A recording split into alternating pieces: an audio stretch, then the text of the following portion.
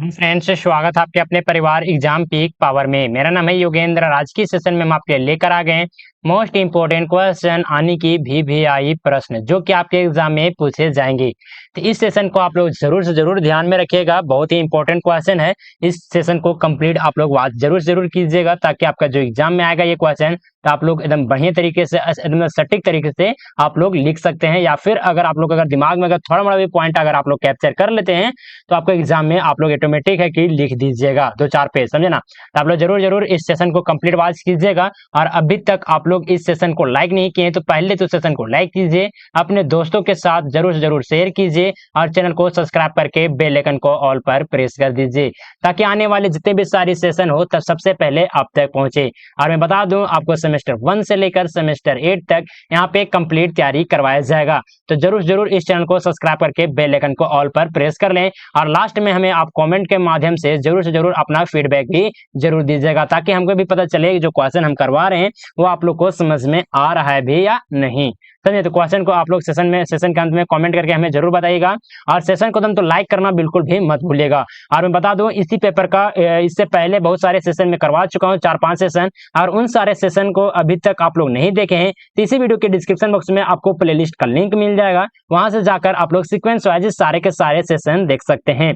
तो चलिए स्टार्ट करते हैं। और स्टार्ट करने से पहले मैं बता दूं कि अगर आप लोग को अगर पेड पीडीएफ चाहिए किसी भी पेपर का तो आप लोग इस नंबर पे कांटेक्ट कर सकते हैं जो कि नंबर है 9430702606। आप लोग इस नंबर पे व्हाट्सएप मैसेज के जरिए हमसे कांटेक्ट कर सकते हैं। अगर आप लोग पेड पीडीएफ को कंप्लीट पढ़ लेते हैं तो उससे बाहर आपका एक भी क्वेश्चन नहीं पूछा जाएगा। एकदम इजी से इजी लैंग्वेज में आपको बताने का प्रयास किया गया है पेड पीडीएफ में। तो आप लोग प्रयास कीजिए पेड पीडीएफ को परचेज करना। अगर कोई भी डॉट वगैरह होता है तो आप लोग इस नंबर पे व्हाट्सएप मैसेज के जरिए हमसे कांटेक्ट कर सकते हैं और साथ ही साथ आपको व्हाट्सएप ग्रुप में भी ज्वाइन करने का जो लिंक है आपको प्रोवाइड करवा दिया जाएगा। समझे? तो चार जो भी स्टूडेंट टेलीग्राम चैनल को ज्वाइन नहीं किए तो टेलीग्राम चैनल को भी ज्वाइन कर लें। आपको इसी वीडियो के डिस्क्रिप्शन बॉक्स में टेलीग्राम चैनल का लिंक मिल जाएगा। वहां से आप लोग फ्री ऑफ कॉस्ट आप लोग क्या कीजिएगा तो पीडीएफ वगैरह में जितने भी स्टडी मटेरियल होते हैं वो सारे के सारे चीज वहां पे प्रोवाइड आपको करवा दिया जाता है ताकि आपके एग्जाम में एक भी क्वेश्चन ना छूटे। और साथ ही साथ आपको जितने भी एग्जाम से रिलेटेड नोटिफिकेशन हो नोटिस वगैरह हो सबसे पहले आपको दिए जाते हैं। तो चलिए प्रश्न में हम लोग देखेंगे प्रश्न में पूछा क्या जा रहा है। तो डलहौजी के प्रशासनिक सुधारों का वर्णन करें। यानी जो डलहौजी था उसके प्रशासनिक सुधार किस प्रकार से थे तो चलिए उसके बारे में हम लोग देखते हैं। एक सेकेंड। तो हम लोग इसका देखिए उत्तर यहाँ से स्टार्ट हो जाता है। आप लोग प्रयास कीजिएगा किसी तरह से पॉइंट बना कर ही उत्तर लिखें। तो हम लोग उत्तर में क्या लिखेंगे तो देखिए तो लॉर्ड डलहौजी 1848 से 1856 तक उसका कार्यकाल था, समझे ना। उसका अपने कार्यकाल के दौरान भारतीय उपमहाद्वीप में कई महत्वपूर्ण प्रशासनिक सुधार लागू किए। उनके सुधारों का मुख्य उद्देश्य ब्रिटिश प्रशासन को अधिक सुदृढ़ और प्रभावी बनाना था। ये सुधार भारतीय प्रशासनिक ढांचे, न्यायिक प्रणाली और सामाजिक व्यवस्था पर गहरा प्रभाव डालने वाले थे। यहाँ डलहौजी के प्रमुख प्रशासनिक सुधारों का वर्णन किया गया है जो कि नीचे दिया हुआ है। तो चलिए एक एक कर हम लोग देखते हैं जिसमें से फर्स्ट में आता है और इंपॉर्टेंट ये पॉइंट हो जाता है। इस पॉइंट को आप लोग लिखना बिल्कुल भी मत भूलिएगा।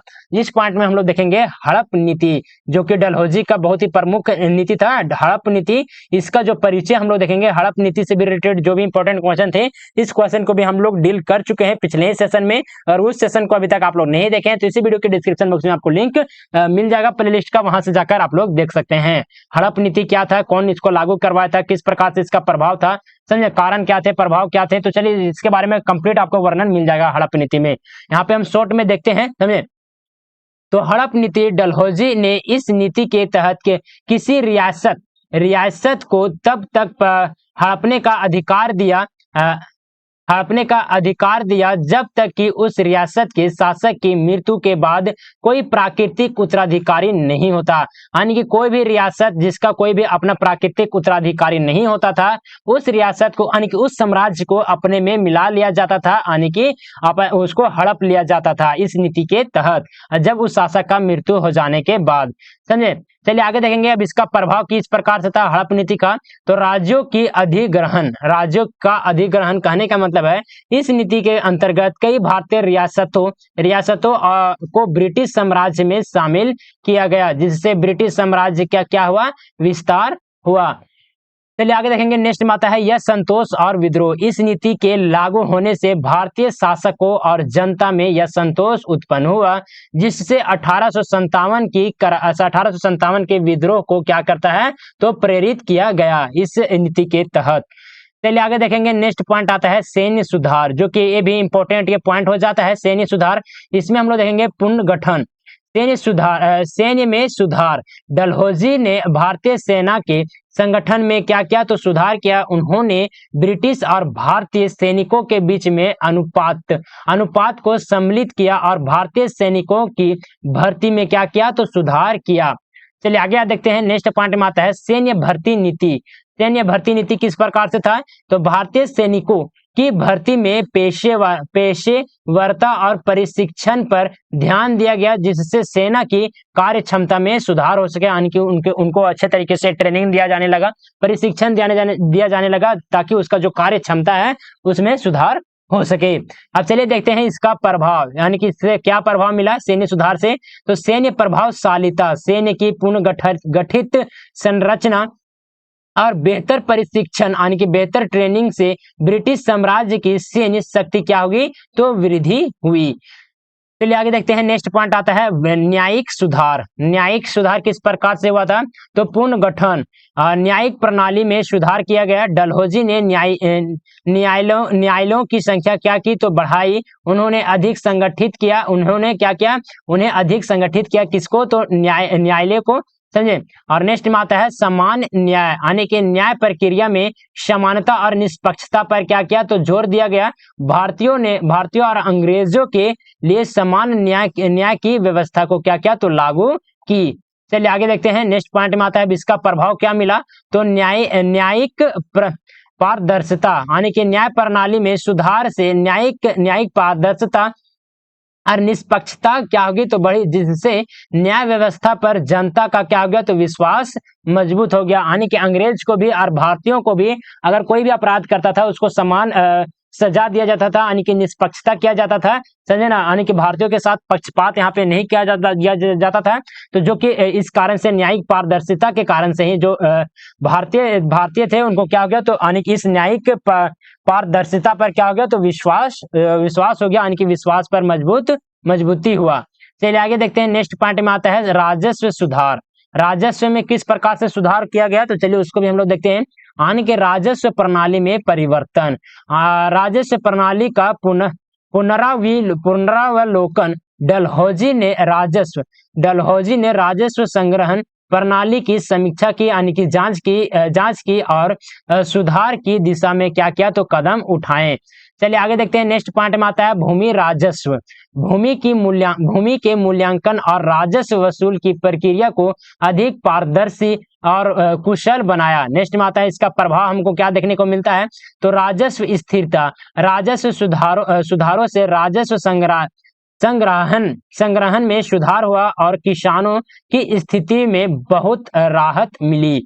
चलिए आगे देखते हैं नेक्स्ट पॉइंट में आता है पॉइंट नंबर 5 में हम लोग देखेंगे शैक्षिक सुधार किस प्रकार से हुआ शिक्षा में, तो अंग्रेजी शिक्षा का प्रसार हुआ, यानी कि जो अंग्रेजी मीडियम था उसका प्रसार हुआ, यानी कि उसका बहुत ही ज्यादा प्रचार करवाया गया।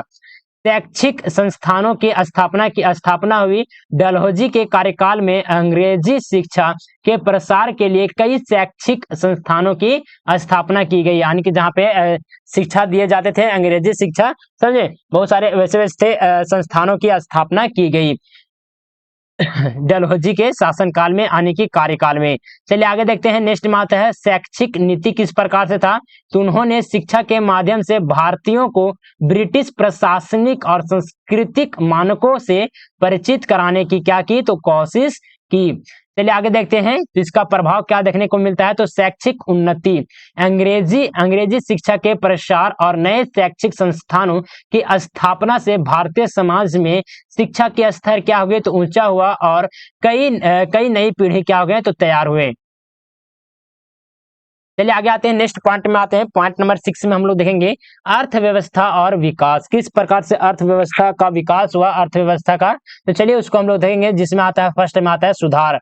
वाणिज्य नीतियां, वाणिज्य नीतियां कहने का मतलब है कि डलहौजी ने वाणिज्य नीतियों में सुधार किया और व्यापार के लिए सुविधाएं प्रदान की, यानी कि जिस प्रकार से व्यापार के लिए कौन कौन से सुविधाएं हैं, यानी कि ट्रांसपोर्ट वगैरह की क्या क्या, तो उसकी सुविधाएं दिए जाने लगे व्यापार के लिए, समझे। नेक्स्ट में आता है परिवहन और संरचना, परिवहन और संचार। परिवहन और संचार कहने का मतलब है कि उन्होंने परिवहन और संचार की यह व्यवस्थाओं में क्या किया, तो सुधार किया, यानी कि जो इसका व्यवस्था था वो बहुत ही जर्जर था, उस व्यवस्था में क्या किया गया, तो सुधार के लिए परियोजनाओं को प्रोत्साहित किया, जैसे कि रेलवे और सड़क निर्माण, समझे। चलिए आगे देखते हैं इसका प्रभाव क्या देखने को मिला। तो इसके माध्यम से क्या हुआ, तो आर्थिक विकास हुआ, यानी कि सुधारों से भारतीय उपमहाद्वीप में आर्थिक गतिविधियां क्या हो गई, तो बढ़ी और विकास की दिशा में कदम बढ़े। चलिए अब लोग देखते हैं इस क्वेश्चन का निष्कर्ष, जो कि इंपॉर्टेंट ये पॉइंट बन जाता है निष्कर्ष लिखना। तो हम लोग निष्कर्ष में क्या लिखेंगे, तो लॉर्ड डलहौजी के प्रशासनिक सुधारों ने ब्रिटिश साम्राज्य को अपने उपमहाद्वीप में मजबूत और संगठित बनाने में महत्वपूर्ण भूमिका निभाई। उनके सुधारों के परिणाम स्वरूप ब्रिटिश शासन की प्रभावशालिता क्या होगी, तो बढ़ी, लेकिन इसके साथ ही भारतीय शासकों और जनता के बीच यह संतोष भी बढ़ा। किसका, कौन कौन कारण से बढ़ा था, तो जो इसका नीति था हड़प नीति, इसके कारण से जो भी भारतीय शासक थे और जनता थे उनके बीच में क्या आ गया, तो यह संतोष की भावना बढ़ी। हड़प नीति और अन्य सुधारों ने भारतीय समाज में गहरा प्रभाव डाला। 1857 के विद्रोह के लिए आधार तैयार किया गया, समझे। डलहौजी के सुधार भारतीय इतिहास में महत्वपूर्ण स्थान रखते हैं और ब्रिटिश साम्राज्य की नीतियों के प्रभाव को समझने में क्या करती है, तो मदद करती है। तो चलिए आप लोग को यह सेशन कैसा लगा, प्लीज हमें आप कमेंट के माध्यम से जरूर बताने का प्रयास कीजिएगा, अपना फीडबैक जरूर दीजिएगा। और अभी तक आप लोग इस सेशन को लाइक नहीं किए हैं तो पहले तो सेशन को लाइक कीजिए, अपने दोस्तों के साथ जरूर शेयर कीजिए और चैनल को सब्सक्राइब करके बेल आइकन को ऑल पर प्रेस कर दीजिए, ताकि आने वाले जितने भी सारे इंपॉर्टेंट क्वेश्चन का वीडियो हो सबसे पहले आपको नोटिफिकेशन के माध्यम से मिल सके, समझे। और मैं बता दूं कि आपको अगर पेड पीडीएफ चाहिए तो आप लोग इस नंबर पे कांटेक्ट कर सकते हैं, जो कि नंबर है 9430702606। इस नंबर पे आप लोग व्हाट्सएप मैसेज के जरिए हमसे कांटेक्ट कर सकते हैं। कोई भी क्लास में डॉट वगैरह होता है, कोई भी क्वेश्चन में, तो आप लोग इस नंबर पे आप लोग अपना फीडबैक दीजिए। और पेड पीडीएफ से रिगार्डिंग कोई भी डॉट वगैरह होता है तो ये भी हमसे कांटेक्ट कर सकते हैं, समझे। पेड पीडीएफ को अगर आप लोग कंप्लीट पढ़ लेते हैं तो उससे बाहर आपका एक भी क्वेश्चन नहीं देखने को मिलेगा। आप लोग पेड पीडीएफ को आप लोग लेने का प्रयास कीजिएगा, बहुत ही नॉमिनल फी रखा गया, आप लोग आसानी से अफोर्ड कर लीजिएगा, समझे। सभी पेपर का यहाँ पे अवेलेबल है पेड पीडीएफ, तो आप लोग कॉन्टेक्ट जरूर कीजिए इस नंबर पे। और साथ ही साथ आपको व्हाट्सएप ग्रुप में भी ज्वाइन कर दिया जाएगा, ताकि आपको जो कि कोई भी फ्यूचर में अगर कोई भी डाउट होता है तो आप लोग इस व्हाट्सएप ग्रुप के माध्यम से आप अपना डाउट को क्लियर कर सकते हैं। और जो भी स्टूडेंट टेलीग्राम चैनल को ज्वाइन नहीं किए हैं तो टेलीग्राम चैनल को भी ज्वाइन कर लीजिए, वहां पे क्लास से रिलेटेड सारे के सारे अपडेट दिए जाते हैं। तो चलिए सेशन को यहीं पे एंड अप करते हैं, मिलते हैं आप लोग से एक नए सेशन में, तब तक के लिए जय हिंद, वंदे मातरम।